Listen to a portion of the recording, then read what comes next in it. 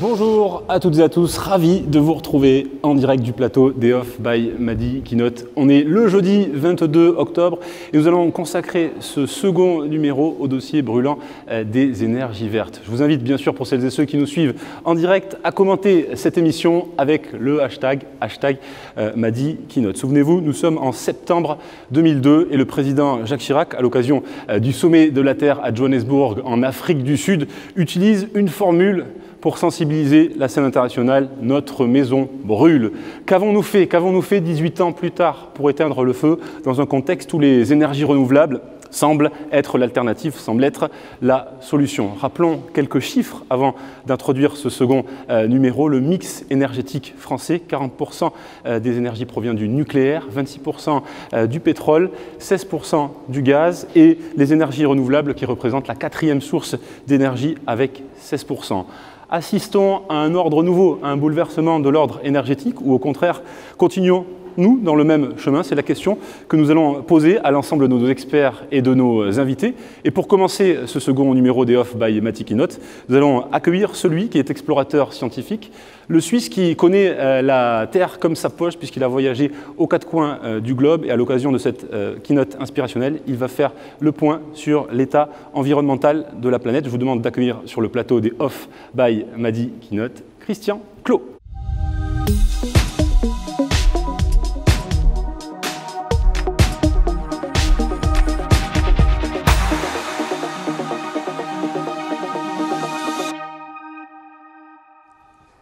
Bonjour, je suis ravi d'être avec vous aujourd'hui. Alors moi, je ne vais pas tellement parler d'énergie verte, je vais plutôt parler de l'état, de la situation actuelle qu'on est en train de vivre, parce que j'ai la chance effectivement de parcourir notre monde depuis à peu près 25 ans maintenant.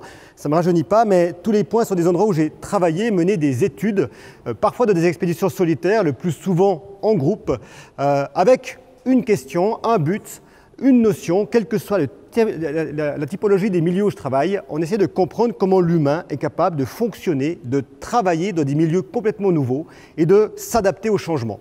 Alors ce changement, il peut être par exemple avec des migrants que j'accompagne pendant toute une traversée pour essayer de comprendre comment ils arrivent à trouver des solutions, à se projeter vers un futur qui va leur donner une possibilité de recréer un monde qu'ils ont perdu jusque-là. C'est évidemment, malheureusement, toutes les conditions extrêmes que le climat nous offre aujourd'hui, les changements climatiques qui sont bien réels quand on est sur le terrain, on les voit, et notamment les ouragans, le tsunami ici en Indonésie en 2004, les changements plus profonds, plus lents, comme la désertification qui est très importante, où les personnes ont perdu la capacité de cultiver, et malheureusement des situations encore différentes comme les guerres, mais dont la plupart sont néanmoins provoquées par le changement climatique.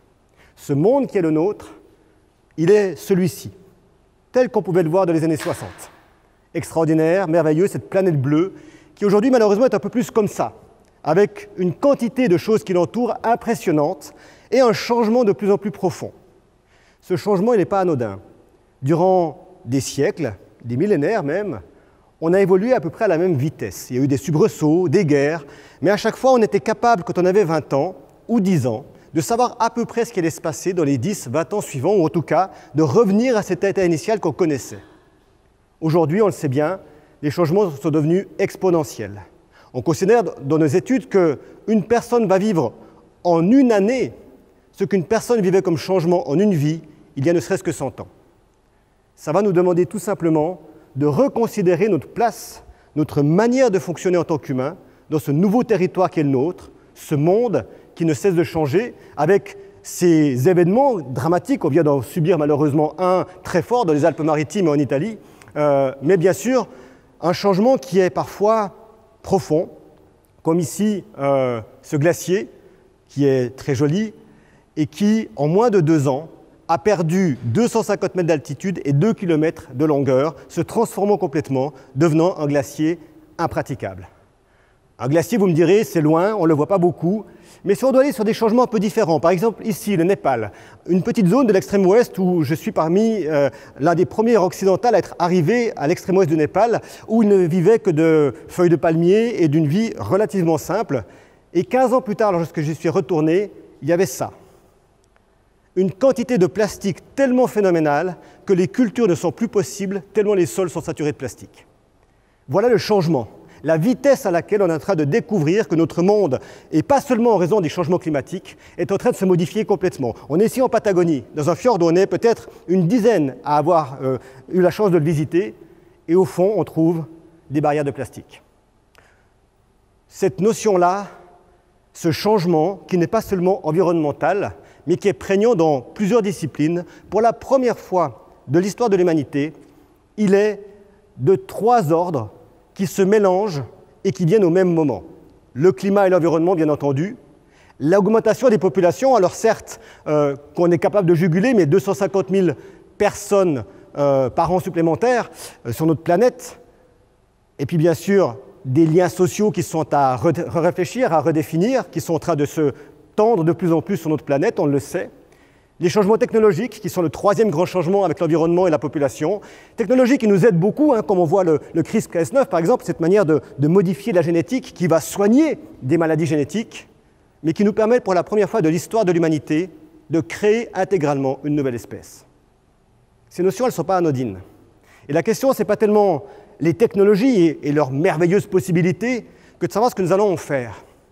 Une technologie comme la 5G est intéressante pour ça. Certes, elle va permettre de réduire les énergies demandées pour faire fonctionner les antennes et ainsi le système Internet mondial. Mais qu'est-ce qu'elle va nous apporter derrière? Plus de matière, plus de téléphones, des voitures de plus en plus connectées qui vont demander de plus en plus d'énergie, des frigos qui vont demander de l'énergie parce qu'ils vont communiquer aussi, des chaussures qui commencent à communiquer. Vous avez des chaussures qui communiquent avec leur base pour dire ce qu'elles sont en train de faire. C'est quand même extraordinaire. C'est plus moi qui appelle pour dire je suis en train de courir, c'est ma chaussure qui le dit. Mais tout ça, c'est de l'énergie en plus. Et la question, c'est, OK, c'est sans doute nécessaire dans un certain monde, et ces nouvelles manières d'utiliser l'énergie sont peut-être dans certains cas indispensables, mais il va falloir quand même qu'on réfléchisse à notre cerveau, à notre manière en tant qu'humain de faire fonctionner tout ça, et peut-être d'éviter cette image-là, qui est une image virtuelle, mais qui, pour la première fois il y a quelques jours, est devenue réelle, avec la greffe d'une puce dans le cerveau, non plus seulement pour soigner, mais pour augmenter la capacité du cerveau et donc utiliser encore un peu plus d'énergie nécessaire que celle que le corps est capable de fournir. Bref, on voit que les changements sont profonds et les petits événements de ces derniers temps, malheureusement, avec notamment le Covid-19, nous a montré que tout peut basculer très vite et que le changement n'est plus une question de savoir s'il va arriver, il est une question de savoir quand il va arriver et comment nous allons pouvoir nous y adapter et comment nous allons pouvoir, en tant qu'humains, non plus réfléchir à ce qui est en train de nous arriver maintenant, mais bel et bien ce qu'on sera demain. Ce monde de demain, je défie quiconque de me dire ce qu'il sera dans une année. Personne ne le sait. La vraie question à se poser aujourd'hui, c'est ce que nous, on veut en faire, de ce que nous voulons créer, de comment nous voulons le créer, de comment nous voulons développer cet univers qui est le nôtre, qui de plus en plus a tendance à nous faire peur, à un point qu'on se retrouve bloqué par ce monde. Plutôt que de le construire, on se replie sur nous-mêmes. On le voit, la Covid a été l'exemple le plus parfait. Non seulement chaque pays s'est replié sur lui-même, mais on a aussi oublié ce qui était enfin en train d'arriver. Par exemple, les femmes, qui, en France, étaient présentes à 43-44% dans les médias avant la Covid, et qui, pendant la Covid, ont été présentes à 21%. Lorsqu'on leur posait la question à ces personnalités qui intervenaient dans les médias ce que serait le futur, pratiquement aucune femme n'a été interviewée. C'est ça, les effets du changement, lorsqu'il nous arrive de manière trop prégnante et trop rapide. Le repli sur soi-même, qui nous empêche, par les effets tunnels que crée le système de la peur, de considérer les possibilités pour se renfermer sur les impossibilités. Cette peur, évidemment, il faut la paramétrer, il faut la dépasser. Et c'est difficile. C'est difficile parce que quand un changement arrive et quand une nouvelle situation nous arrive, notre premier réflexe, c'est de chercher le panneau indicateur. Qu'est-ce que j'ai qui me permet de retrouver mon chemin pour recréer un monde qui me convient? Mais dans la crise, dans le changement, dans les changements climatiques qu'on est en train de vivre, dans les changements écologiques profonds, la biodiversité qui se transforme et ainsi de suite qui nous arrive, les panneaux indicateurs, ils disparaissent. Ils n'existent plus. Et c'est à nous, et non pas à une quelconque intelligence artificielle ou à une quelconque technologie, c'est à nous, en tant qu'humains, de redéfinir un trajet qui nous paraît convenable, non pas seulement pour nous-mêmes, mais pour l'ensemble de l'humanité. Et quand je parle de l'ensemble de l'humanité, j'inclus évidemment notre planète. Sans elle, on n'est rien. Donc quand on parle de la protection de l'humanité, on parle d'abord et avant tout de la protection de la planète et de la biodiversité. Mais comment créer ce chemin? Et c'est quelque chose qui demande un courage énorme. Un courage profond, parce que ça ne va pas être facile. Parce que ça va demander d'accepter un certain nombre de conditions, et notamment des changements qui ne sont plus simplement de quelques éléments de nos vies, mais de structures profondes de notre rapport à la vie et à l'autre. Et cette notion-là, forcément, elle est compliquée. Parce que tout ce dont on parle ici, ce n'est pas vraiment nouveau. Et vous savez ce qui va se passer? Eh bien, nous allons bientôt manquer de l'eau. Et c'est pourquoi je bois devant vous un verre d'eau précieuse, puisque avant la fin du siècle, si nous continuons un tel débordement, elle manquera. Je fais tout mon jardin sans produits chimiques aucun. D'ailleurs, le jour, je me rappelle, j'en foutais partout avec partout les pucerons. Enfin, j'arrêtais pas de mettre des granulés, des horreurs. Le jour où j'ai arrêté ça, il y avait déjà beaucoup moins de pucerons et ça s'est calmé. Je ne soignais plus rien, les plantes n'étaient plus malades, elles allaient déjà mieux, les plantes. Elles respiraient. Vous savez, c'est comme nous, si vous avez des pucerons, j'en ai plein la figure du machin, vous allez vous trouver pas bien, les plantes, pareil. Ça allait déjà beaucoup mieux de ne rien mettre, déjà. Oui, 74, on n'a pas attendu Jacques Chirac pour la Terre brûle.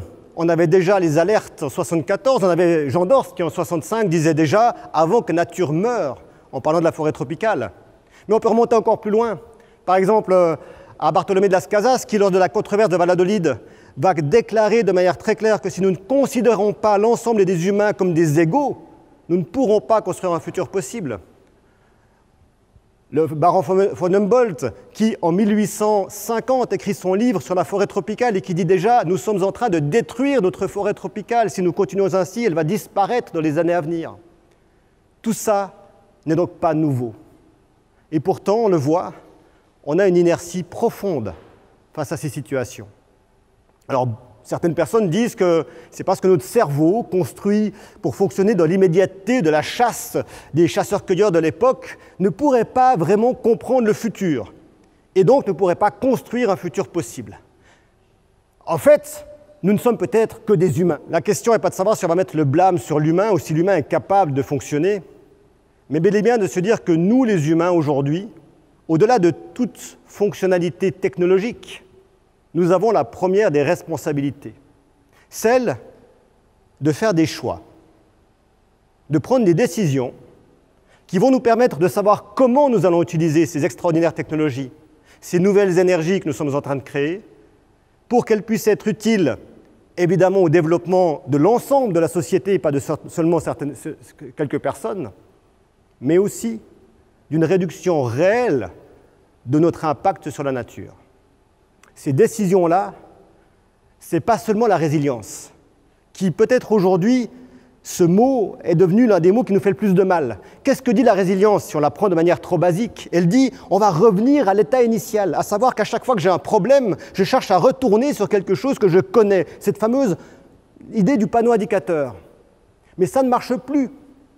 Nous devons aujourd'hui créer des systèmes de l'adaptation. Et l'adaptation, ce n'est pas seulement de la résilience ou d'accepter la destruction et d'essayer de reconstruire dessus. C'est de savoir créer quelque chose qui va modifier des comportements par une anticipation et des actions concrètes qui vont permettre le travail sur le futur. Et ça, c'est le rôle de l'humain. C'est le nôtre. Pas seulement des gouvernements, des responsables d'entreprises, mais de chaque personne qui participe aujourd'hui à l'ensemble de notre société. Et notre rôle à nous, à chacune et chacun d'entre nous, c'est de créer cette capacité-là avec cet outil extraordinaire qui n'est pas de la nouvelle technologie ni de la nouvelle énergie, mais qui est la plus belle idée, le plus beau système qui existe, le cerveau humain. C'est ça un cerveau humain. Ce truc de plein de carrés, de ronds, bah oui, un cerveau c'est plein d'informations, plein de notions, plein de données. Et soudainement un jour on se retrouve face à une situation qu'on ne connaît pas. Un rond blanc, ou un carré, ou un rectangle, la question n'est pas là. Bref, quelque chose qu'on n'a jamais vu. Et là, plutôt que de savoir comment on va faire, puisqu'on ne connaît pas cette situation, on va aller recréer, en allant chercher dans notre cerveau des informations qui vont permettre de reconstituer une forme suffisamment précise pour remplir la demande qui nous est faite. Imaginez maintenant que vous avez ce même rond, ce même cerveau, mais avec une seule connaissance. Un seul carré, un seul rond, un seul rectangle. Vous ne pourrez jamais reconstruire une nouvelle forme.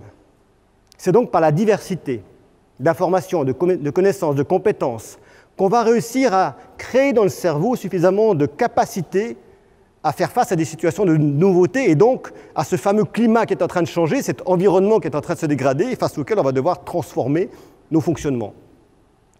Et si on admet que la diversité cognitive est nécessaire, et croyez-moi, on le voit tous les jours dans nos études, on doit admettre une autre chose qui va avec, de manière évidente, c'est que c'est la diversité qui permet de créer un futur possible. Parce que face à une nouvelle situation, si nous pensons tous de la même manière, et que cette manière n'est pas fonctionnelle dans la situation, il n'y a aucune chance que ça fonctionne. Cette diversité-là, c'est notre force la plus grande pour imaginer un futur possible. Et ça veut dire deux choses, ou trois peut-être. La première, elle est claire, elle est simple. C'est qu'à chaque fois qu'on rejette un migrant à la mer, on hypothèque une petite chose pour notre futur. À chaque fois que quelqu'un considère, et malheureusement c'est vrai, de 49% des hommes sur la planète, que les femmes n'ont pas la même capacité que les hommes, on hypothèque une partie des chances pour le futur. À chaque fois que l'on considère que quelqu'un n'est pas assez important pour moi, pour travailler avec, on hypothèque une chance pour notre futur. C'est cette diversité-là qui va permettre ensemble de construire quelque chose de possible. Et donc, par conséquent, il va falloir que cette diversité soit créée. Il n'y a qu'une seule chose qui la crée, il faut être très clair là-dessus, une seule et unique, c'est l'éducation. L'éducation qu'on reçoit, l'éducation qu'on offre, et quand on prend le temps de l'éducation, toutes les possibilités sont là. Pour éduquer, il faut comprendre. Alors nous, c'est ce qu'on fait avec les instituts de recherche Human Adaptation, c'est ce que tout le monde fait en faisant des études. Mais une fois qu'on a compris, il faut essayer d'aller se mettre en situation réelle. Alors c'est pour ça qu'on va par exemple partir dans quelques jours, dans une grotte pour essayer de voir comment on fonctionne quand on a perdu toute notion du temps, pour essayer de comprendre le temps. Et puis on va aller beaucoup plus loin. On va essayer de questionner une chose très simple, qui est évidente. C'est que puisqu'il faut de la diversité, puisqu'il faut des émotions pour créer cette diversité, puisqu'il faut que l'éducation soit forte, il faut qu'il y ait de la beauté. Parce que cette envie du futur qu'on doit avoir, enfin que j'espère que vous avez toutes et tous, elle pose une simple question. Vers quoi est-ce que vous voulez aller demain ? Vers un monde de destruction, d'impossibilité, où tout paraît impossible et où, dans 2 ans, tout est fini ? Ou vers un monde de beauté, d'envie, d'amour, un monde dans lequel vous pensez qu'il est à construire quelque chose de merveilleux et qui vous donnera envie, tous les jours, d'ouvrir votre porte et de regarder dehors et de trouver le monde beau, et de trouver les gens beaux et d'avoir envie de construire avec eux. Cette capacité à l'émerveillement, qui est la première des émotions qu'on peut vivre, elle est celle qui nous permettra potentiellement de continuer d'explorer demain. Je vous remercie de m'avoir écouté. Merci Christian Clot, explorateur scientifique et chercheur qui aujourd'hui publie un livre aux éditions Michel Lafon, Covid et après, notre nouvelle terre inconnue. Place, si vous le voulez bien, à la prochaine séquence de ce second numéro des Off by Madi Keynote avec un grand débat consacré aux énergies vertes, planète dans le rouge.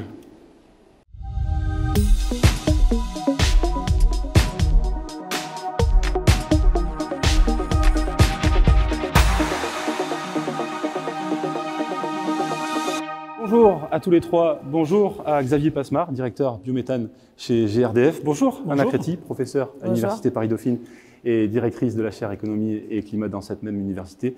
Bonjour, Sandra Rey, fondatrice de la start-up Glowy, spécialisée dans la bioluminescence. On a vu le constat, effectivement, de Christian Clot. On a dressé les enjeux autour des chiffres du mix énergétique français, parlant des plans ambitieux français, puisque la France avait un petit peu devancé les plans européens, 23% à l'horizon 2020 de production d'énergie renouvelable, quand les textes européens avaient prévu 20%, et on se remarque que les énergies renouvelables dans le mix énergétique français ne représentent que 16%.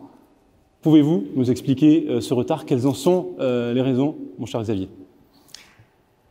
Je ne suis pas sûr que je vais pouvoir vous expliquer. En tout cas, je peux vous donner un point de vue. Ce qui est certain, c'est qu'on est quand même dans un monde compliqué. Christian Clot l'a bien mentionné, un monde imprévisible. On est dans un système aujourd'hui d'économie de marché, sur un marché mondial. L'énergie est un des éléments fondamentaux de la compétitivité des entreprises. Et lorsque on veut faire évoluer les choses dans un système dans lequel le prix de l'énergie ne reflète pas la totalité du passif environnemental, on est obligé d'impulser des politiques. Et les politiques, dans ce cadre-là, elles ont un coût. Et tout l'enjeu aujourd'hui, c'est d'assurer ce dosage en termes de coûts pour accompagner la transition énergétique. Et on l'a vu récemment, l'année dernière avec les événements. À qui faire porter cette transition en termes de coûts? Est-ce qu'il faut le faire porter aux entreprises qui risquent de perdre en compétitivité? Est-ce qu'il faut le faire porter à vous, à moi, dans notre facture énergétique? Et ce dosage, il reste très complexe. Et la deuxième chose, mais qui est je dirais, spécifique à la France, c'est aussi la question du nucléaire. Si on raisonne en termes d'énergie décarbonée et qu'on considère énergie décarbonée, c'est énergie renouvelable et énergie nucléaire, on n'aura pas forcément le même comportement qu'un pays qui, lui, part avec un choix délibéré d'abandon du nucléaire. Donc tout ça, je dirais, mêlé fait que, bien entendu, on a ce besoin d'adaptation dont parlait Christian Clot tout à l'heure. La critique, la France qui se classe 16e pays dans la production des énergies renouvelables, quand dans un même temps, la Suède, en bon élève, en produit 54,6. Même question, pourquoi sommes-nous si en retard en France par rapport aux autres? Je pense en effet qu'il y a une conjoncture un peu particulière à décrypter.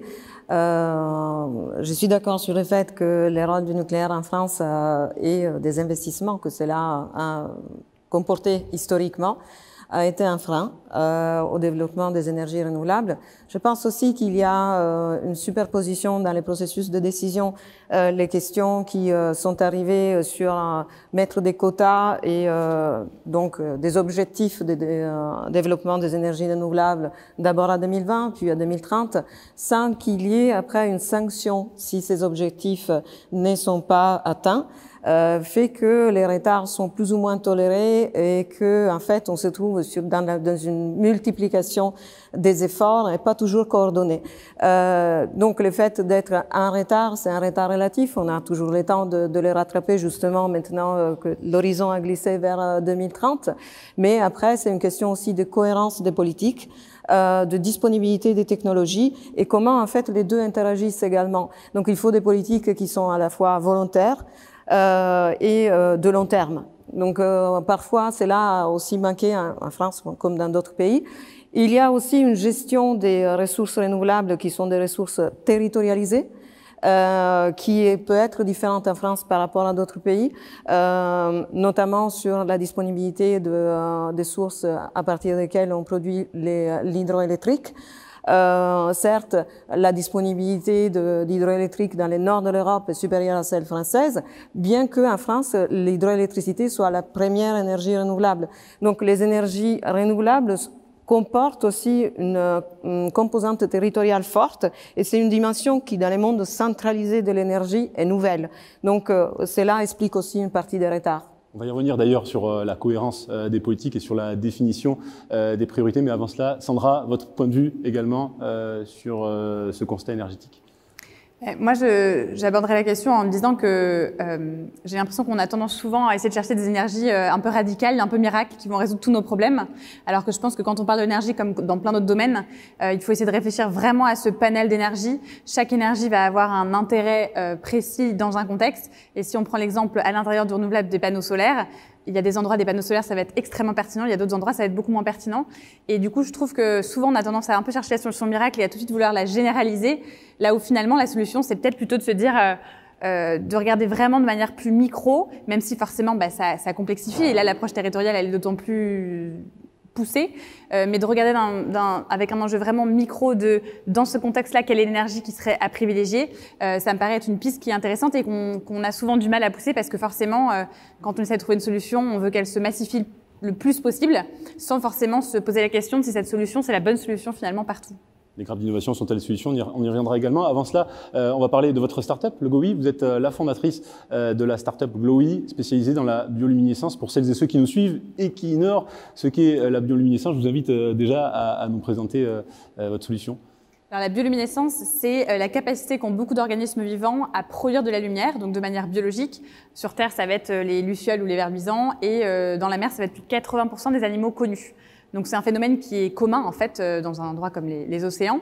Et ce qui va être intéressant, c'est que on va pouvoir aujourd'hui, grâce à des outils en fait de biotechnologie, imiter en fait cette production de lumière naturelle grâce à des réactions biochimiques et grâce à l'utilisation de vivants, et notamment à l'échelle de micro-organismes, de bactéries, pour pouvoir non seulement avoir une lumière qui est produite de manière biologique, mais aussi avoir des matières premières qui sont biosourcées et biodégradables. Et donc là, on va regarder pas seulement en termes de consommation énergétique sur l'objet, mais plus sur tout son cycle de vie et comment est-ce qu'on évite la consommation de ressources naturelles, l'émission de pollution lumineuse et l'émission de déchets, notamment, qui ne sont pas forcément recyclables. Alors, vous avez levé 5 millions d'euros, vous avez une dizaine de collaborateurs. Votre principal poste de dépense, c'est la R&D, parce que vous êtes déjà en train de déployer votre service avec l'appel d'offres que vous avez remporté avec la mairie de Rambouillet. Parlez-nous un petit peu de cette solution que vous proposez via votre start-up, le GLOWI.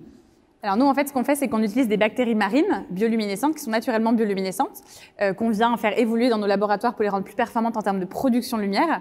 Et ensuite, on travaille à définir les meilleures conditions possibles pour ces bactéries, pour qu'elles se cultivent, qu'elles se reproduisent et qu'elles produisent du coup de la lumière sur la durée de manière biologique. Et donc on crée des sortes d'aquariums, en fait, qui vont être des lieux de culture et de production de cette énergie lumineuse sous forme de bactéries. Et que vous développez là pour la ville de Rambouillet, puisque vous allez justement proposer ça dans le cadre de la production de mobilier urbain. Tout à fait. L'objectif, c'est vraiment de s'attaquer au mobilier urbain parce que c'est beaucoup de potentiel d'usage. La lumière est un besoin universel. On ne remet pas en question son utilisation. C'est le premier facteur de développement économique. Du coup, l'objectif, c'est de l'intégrer dans la ville pour avoir des villes qui sont non seulement plus durables, mais aussi plus agréables, où le bien-être a aussi sa place, et créer vraiment des ambiances lumineuses très nouvelles grâce à cette matière première biologique. Alors, quand on participe justement à développer l'écosystème avec des innovations disruptives, sentez-vous, en tant que start-upeuse, vous suffisamment accompagnée par les pouvoirs publics, par les grands groupes? Alors, je dirais oui et non. Oui, parce que clairement, on a été beaucoup soutenus, et notamment en faisant beaucoup de R&D par des subventions françaises et subventions européennes. Donc, sur ce point de vue-là, oui, on est soutenu et surtout on est écouté. Et ça, je pense que c'est le premier pas dans le soutien. Après, ça reste compliqué d'intégrer comme ça, en étant aussi petit, une industrie qui est énorme, qui est celle de la lumière, et surtout justement de créer cette rupture qui change pas seulement l'objet final, et donc on remplace pas une ampoule par juste de la bioluminescence, mais on va changer toute une chaîne de valeur. Et c'est là où, du coup, on a besoin aussi de l'appui des grands groupes. C'est pour changer les métiers, pour changer les manières dont on opère, pour changer les manières dont on produit, dont on vend. Et donc, tout ça, c'est forcément un gros travail. Donc, oui, on est soutenu d'un côté et on sent vraiment qu'il y a une envie des institutions comme des grandes entreprises d'intégrer des technologies comme ça. Maintenant, en termes pratiques, c'est forcément compliqué et surtout, ça prend du temps. Et quand on est une start-up, le temps, c'est assez crucial. Xavier Passemard pour GRDF. Comment la méthanisation participera-t-elle à la reconquête du gaz vert made in France? Je vais reprendre la terminologie de Christian Clot. Notre monde merveilleux à nous, c'est 100% de gaz vert en 2050. Alors, ça sera peut-être 2060, ça sera 2040, peu importe.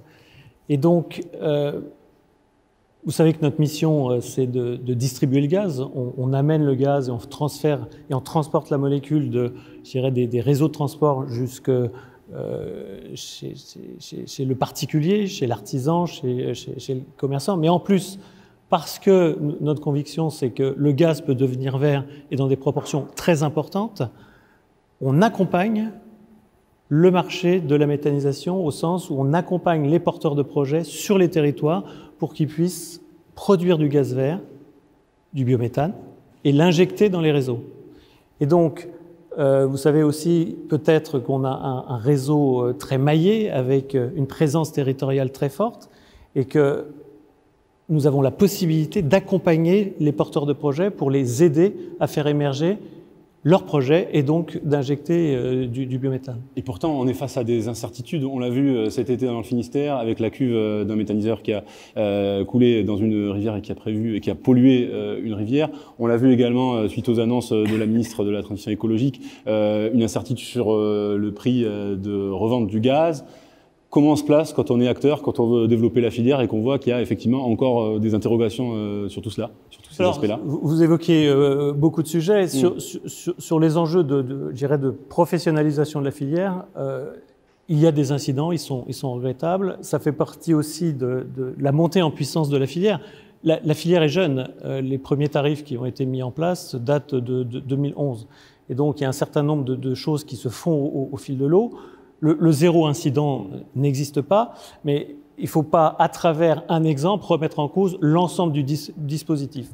Après, je dirais le deuxième sujet que vous évoquez, c'est l'accompagnement des pouvoirs publics.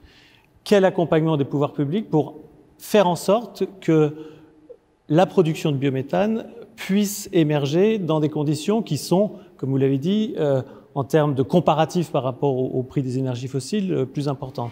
Et donc, les pouvoirs publics fournissent un tarif de soutien qui permet aux producteurs de produire ce biométhane. Pour autant, elles peuvent, en bon gestionnaire des finances publiques, elles peuvent le faire que dans une limite. Et donc, tout le travail aujourd'hui aussi, c'est de faire émerger des financements complémentaires qui viendraient additionnellement par rapport aux mesures de soutien public qui sont décidées par l'État et qui, par définition, rentrent dans un cercle relativement limité. À Créteil, on assiste à une forme de démultiplication des sources d'énergie renouvelables, l'hydraulique, le photovoltaïque, l'éolien. Assistons-nous finalement à des grappes d'innovation qui vont participer au développement des énergies renouvelables? Disons que dans les termes techniques des directives européennes, tout est pris en compte. Donc justement, si on veut s'amuser, il y a une liste de toutes les énergies renouvelables qui participent à atteindre ces objectifs de verdir l'énergie. Après, je pense qu'il y a eu un focus dernièrement sur les énergies renouvelables électriques, donc notamment le solaire et l'éolien, parce que ils ont eu un développement particulier et ils ont aussi des caractéristiques particulières, donc notamment l'intermittence. On parle depuis tout à l'heure de filière. Alors ça, c'est une notion effectivement qui a émergé avec les nécessités de la transition énergétique. Donc un autre concept. On ne parle plus de révolution, transformation. On a effectivement toute cette question de développer différentes technologies avec des caractéristiques qui leur sont propres. Et je suis d'accord sur le fait qu'on ne peut pas en cibler une vis-à-vis des autres parce que justement elles contribuent ensemble à ces changements. Après, donc chacune de ces technologies a son histoire. Donc en particulier, regardons l'histoire des panneaux solaires. Les panneaux solaires, si on regarde leur importance dans les mix même mondial, pas seulement français, il reste faible. Mais ce qui est intéressant, c'est la progression qui est exponentielle. Et ceci a été rendu possible grâce à un phénomène qui est connu en économie donc comme un effet d'apprentissage qui a permis en fait la diminution drastique du coût de production des panneaux solaires.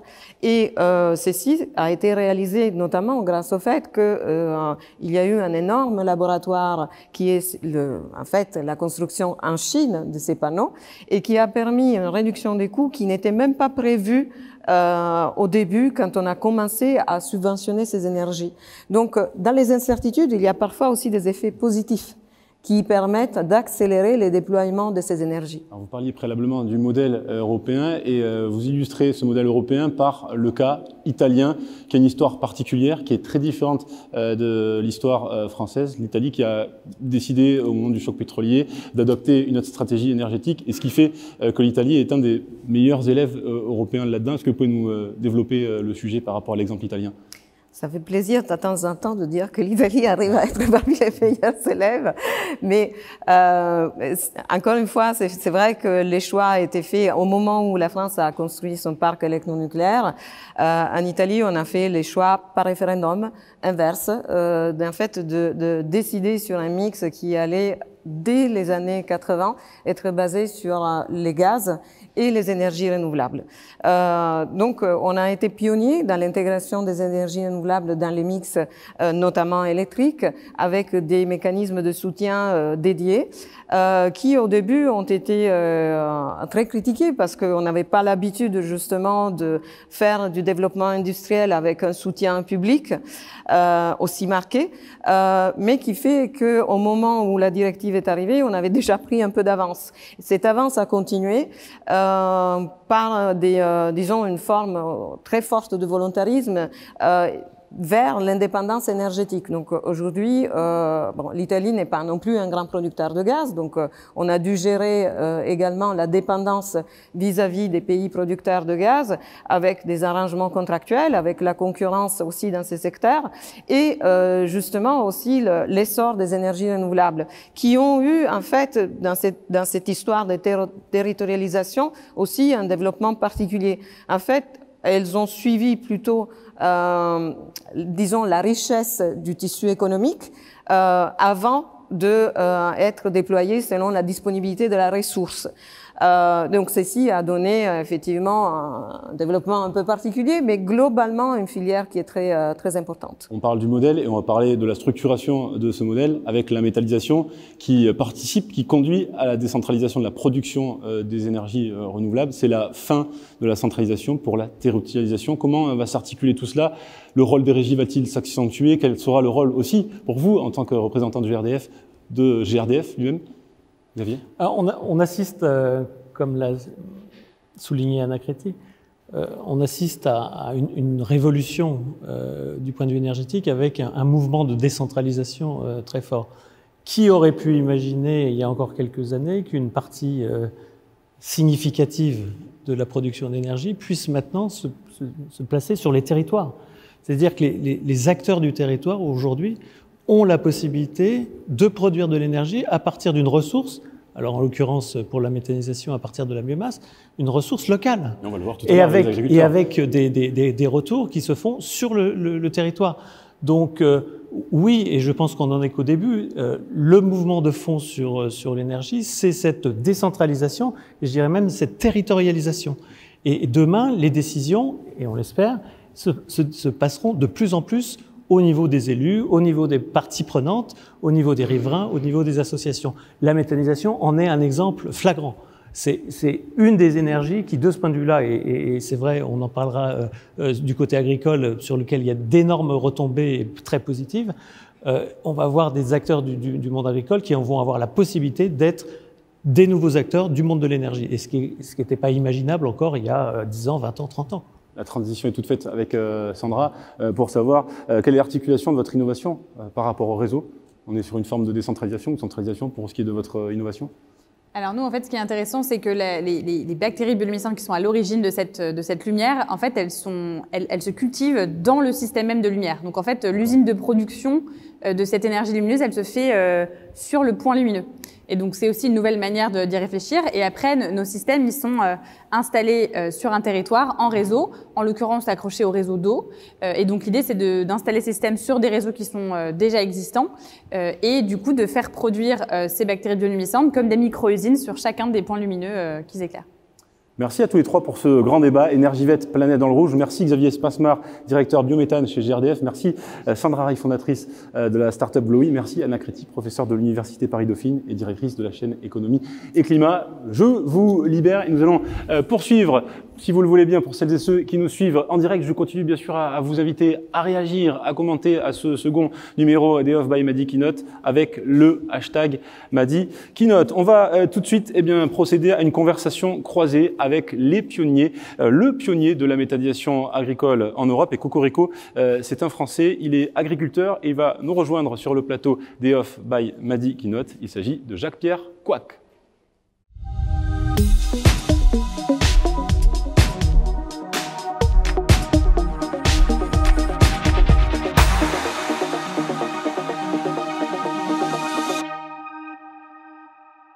Pierre Coac, immense plaisir de vous avoir parmi nous. On va revenir sur l'innovation qui a conduit à effectivement développer la filière de la méthanisation agricole, puisque vous faites partie des pionniers. Vous avez 44 ans, vous êtes agriculteur en Seine-et-Marne, à Chaumes-en-Brie, et depuis 2001, vous êtes avec votre frère Moritz à la tête d'une exploitation familiale. C'est la 3e génération qui se succède. Et depuis 2001 et jusqu'à 2013, vous êtes concentré sur votre savoir-faire premier, celui de cultiver et celui d'élever. Exact. Je suis donc exploitant agricole, comme vous l'avez dit, à Chaumes-en-Brie, installé depuis 2001. À la base, la structure, c'est une ferme polyculture élevage.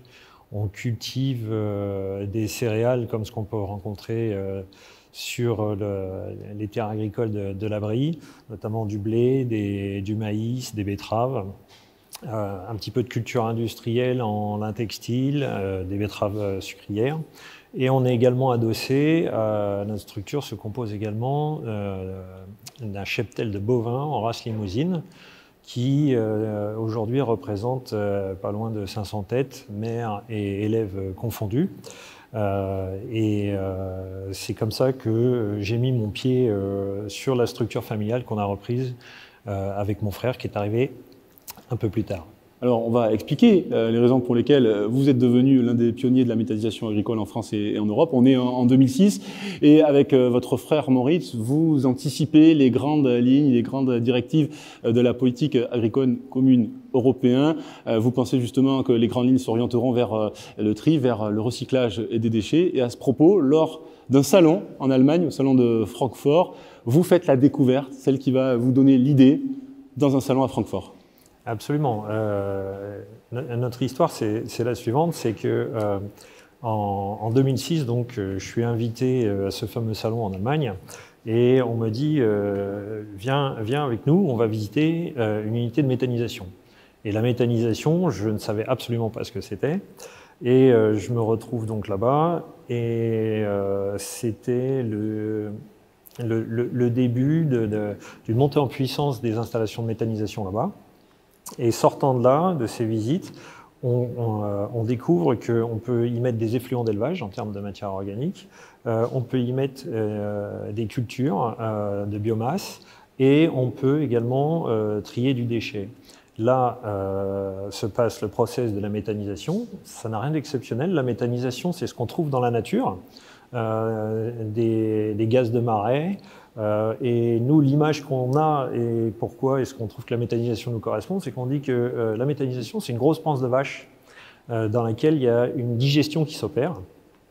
Et cette digestion fabrique du biogaz et qui est composé de méthane. C'est une technique qui n'est pas nouvelle, vous pouvez te réapproprier la technique pour l'adapter à votre activité. Exactement. Et donc, ce méthane, c'est des kilocalories, c'est de l'énergie qui est disponible. L'usage que l'on en fait de ce biogaz à l'origine, c'est on le met dans un moteur, comme un moteur thermique qui roulerait à l'essence ou au diesel. Là, il fonctionne avec ce biogaz. Il est couplé à une génératrice et il fabrique de l'électricité. C'est le modèle qui est actuellement le plus utilisé en Allemagne et également le plus utilisé pour l'instant sur le territoire français. Mais les modèles que nous, on a dessinés et qu'on a élaborés jusque-là, avait un problème de rentabilité économique. Oui, parce que si on repart sur votre histoire, entre 2006 et 2008, vous vous apercevez qu'en Allemagne, la méthanisation produit de l'électricité. Vous vous rendez compte que ce modèle économique-là, il est absolument pas rentable. Et c'est lors d'un déplacement en Autriche que là, vous faites une découverte. Exactement. Donc ces modèles économiques qu'on a modélisés butaient à chaque fois en termes de rentabilité. Et on trouvait ce système tellement séduisant parce que les bénéfices de la méthanisation sont multiples pour nous, agriculteurs. Et à force de visiter à travers le territoire européen, on arrive en Autriche. Et en Autriche, on voit un méthaniseur qui produit de l'électricité d'un côté et qui, de l'autre côté, a une installation de GNV carburant, mais de ce gaz produit du méthaniseur. Et de là, on commence à gratter cette idée-là et on se rend compte que ce gaz, une fois qu'il est nettoyé, correspond à du gaz naturel. Et à partir de là, on s'est dit, bingo, en France, on produit de l'électricité, on en exporte, et c'est l'électricité la moins chère qui est produite en Europe, grâce au nucléaire. Et par contre, on importe tout notre gaz. Et à ce moment-là, l'idée qu'on a eue avec mon frère, c'était de dire, pourquoi pas ne l'injecter dans le réseau français et devenir à terme, dans une vision qui est aujourd'hui écrite, c'est de dire à 2050, 100% de gaz vert dans les réseaux et de devenir autosuffisant et rééquilibrer cette source d'énergie que l'on consomme tous les jours. On connaissait les frères Wright dans l'aviation, on a également les frères Coire dans la méthanisation agricole. Et à cette époque-là, l'histoire, elle n'est pas si simple que ça, parce que vous avez cette idée-là, encore faut-il la déployer, encore faut-il la développer.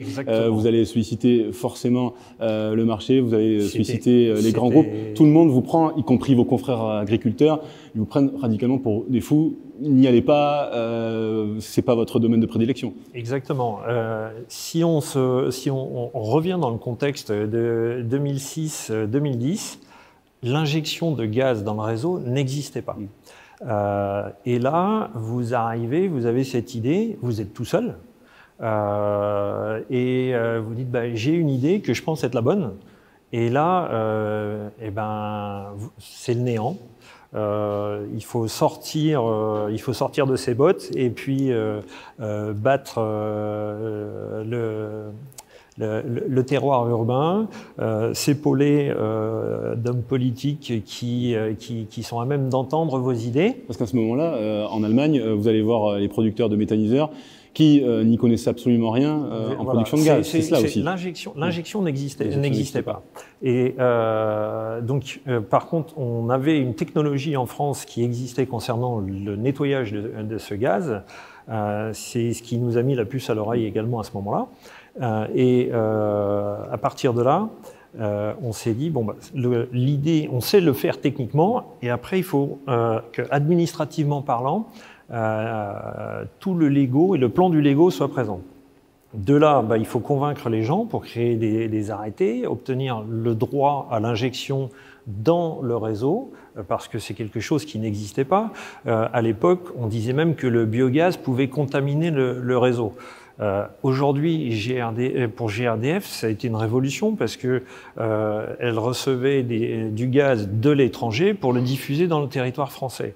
Mais les tout débuts du gaz en France, c'était on a du gaz dans nos sous-sols et on le distribue. Et là, on redemandait à GRDF quelque chose qu'il pratiquait à l'époque, mais qui était totalement inconnu ou qui ne se pratiquait plus il y a 10 ans.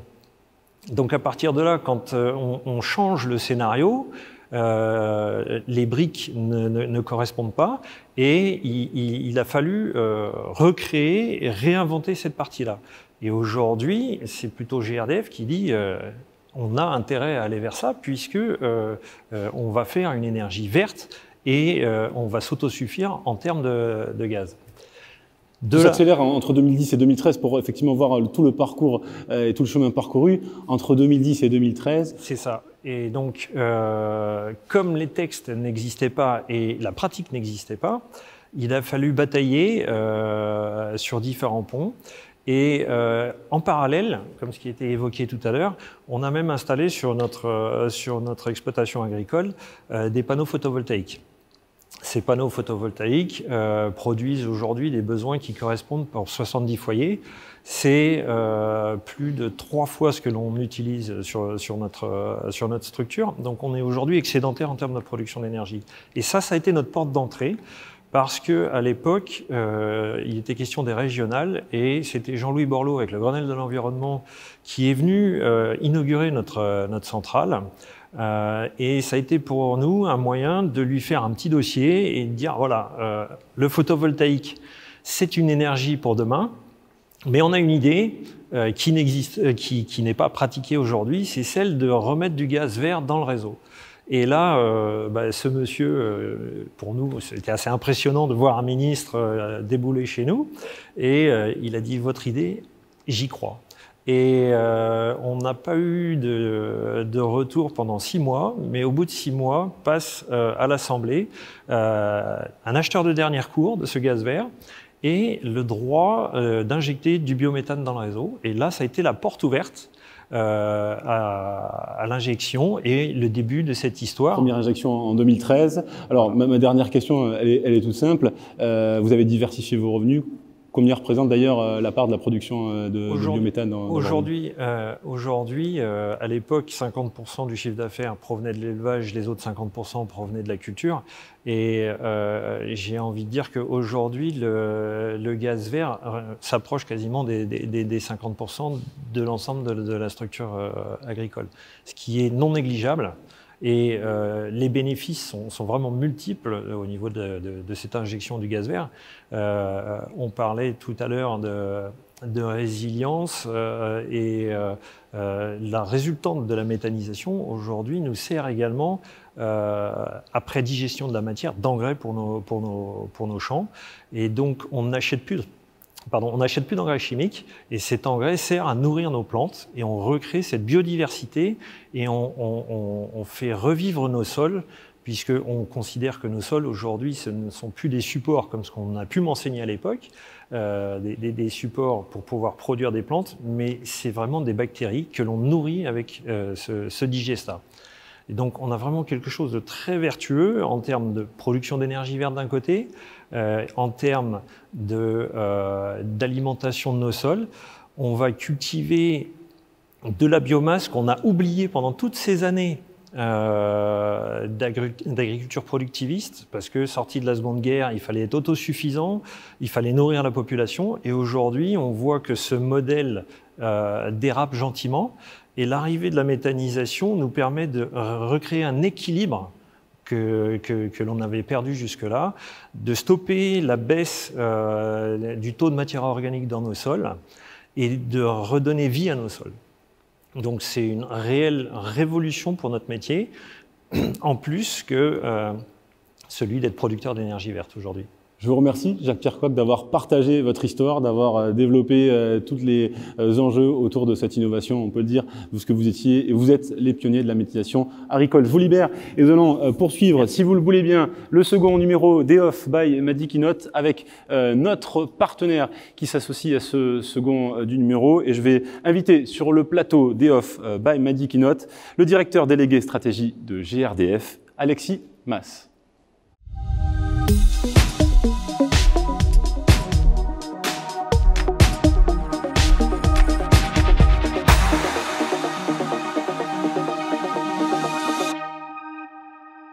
Alexis, bonjour. Immense plaisir de vous retrouver. Immense merci d'être associé à ce second numéro d'EOF by Mady Keynote. GRDF a lancé un appel à projet. C'était en mai 2020. Quelles sont les raisons pour lesquelles vous avez souhaité challenger l'écosystème des startups?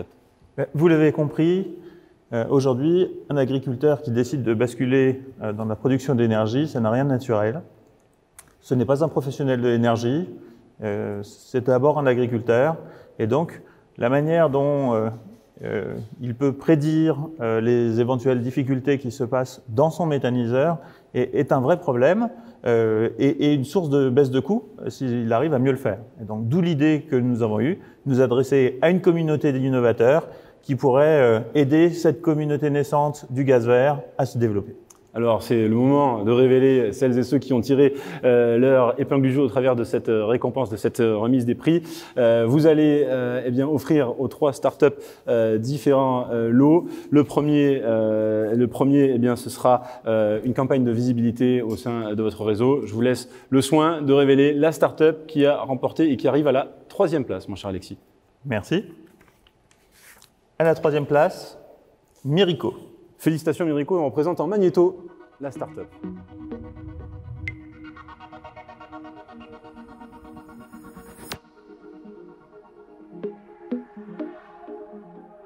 Mirico offre une nouvelle solution à la détection de gaz ainsi qu'à la quantification et la géolocalisation des émissions. Notre approche du problème nous permet de quantifier la présence de méthane à l'échelle d'un site industriel en temps réel et de manière continue, et ceci en toutes conditions météorologiques. C'est cette approche que l'on souhaite déployer en partenariat avec GRDF.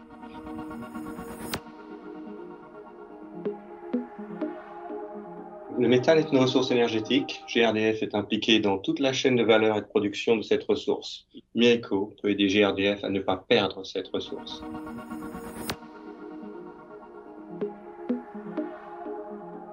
Nous voulons prendre cette opportunité pour déployer nos systèmes sur un site industriel réel et démontrer la qualité et la pertinence de notre solution.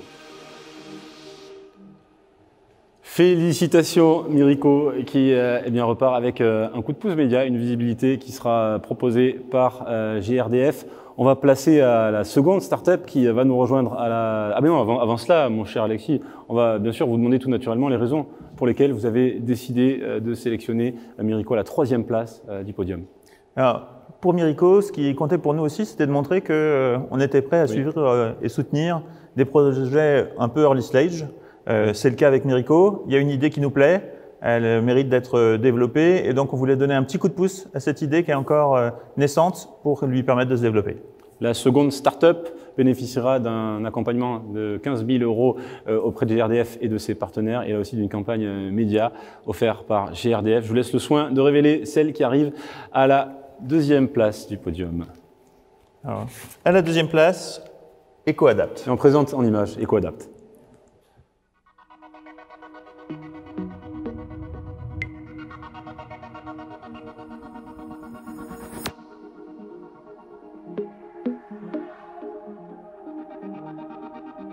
C'est une technologie qui permet de prédire les pannes des machines industrielles avant qu'elles ne surviennent.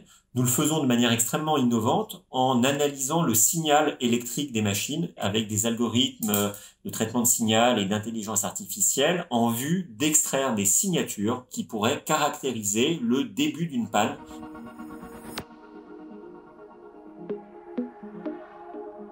Vu de GRDF, on sait que sur les installations de biométhane, la disponibilité se situe autour de 92 à 97%. Si on gagnait 2 points de disponibilité sur ces machines, cela représenterait 14 millions d'euros. C'est extrêmement significatif, cela va de soi. Cette solution permettrait d'ajouter d'autres externalités positives. Moins de rebut, moins de machines que l'on jette, et donc moins de pollution.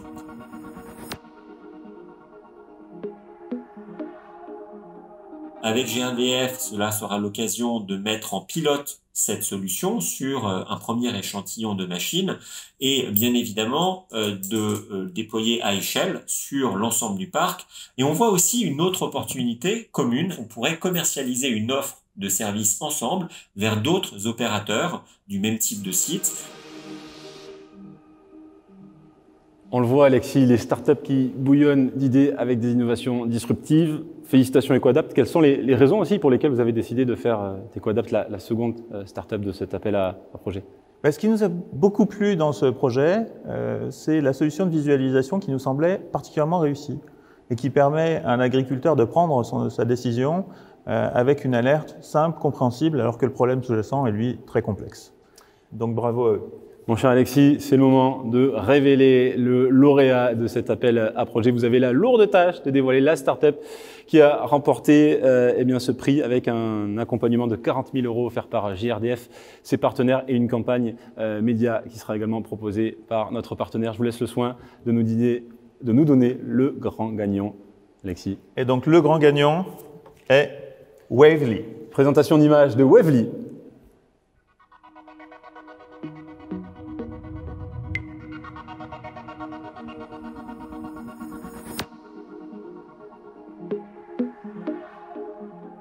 Notre métier, c'est l'analyse des sons pour l'industrie. On a constitué une équipe qui combine 3 types d'expertise, le traitement du signal sonore, l'intelligence artificielle et la programmation embarquée.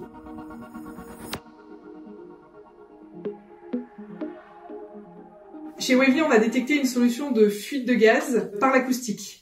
Comme on a compris qu'il y avait un enjeu très important sur la biométhanisation avec la déconcentration des sites de production de méthane à la fois dans le secteur agricole et la valorisation des déchets de l'agroalimentaire, on estime qu'il y a un vrai enjeu à repérer les fuites dans ces sites de production déconcentrés pour pouvoir à la fois les sécuriser mais aussi limiter les émissions de gaz à effet de serre puisqu'on sait que le méthane a un impact sur le réchauffement climatique 28 fois plus important que le CO2.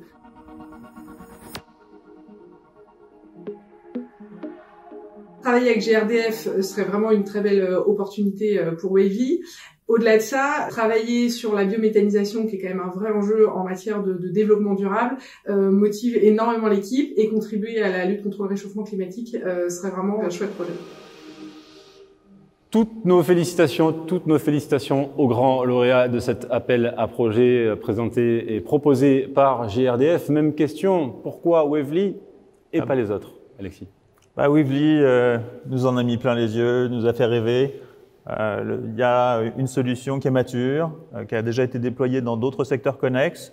On a vraiment l'impression qu'on a une solution qui est prête à être déployée, on y croit.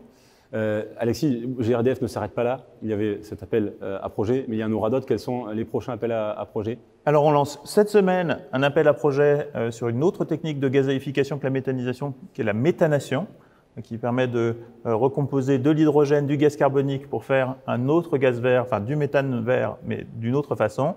On en lance dans le mois prochain un autre sur une autre technique qui est la pyrogazéification. Et puis d'ici la fin de l'année, nous lançons un troisième appel à projet sur l'évacuation des produits de combustion. Vous retrouverez l'ensemble de ces informations sur notre page innovation.grdf.fr, comme les 3 lauréats que je félicite encore. Merci Alexis, merci à notre partenaire GRDF. C'est ainsi que se conclut ce deuxième numéro des Off by McNeilly. Merci à tous et à toutes de nous avoir suivis en direct. Je salue celles et ceux qui visionneront cette émission dans les prochaines semaines ou dans les prochains mois. Quant à moi, je vous donne rendez-vous pour un prochain numéro des Off by McNeilly. Excellente journée à toutes et à tous et à bientôt.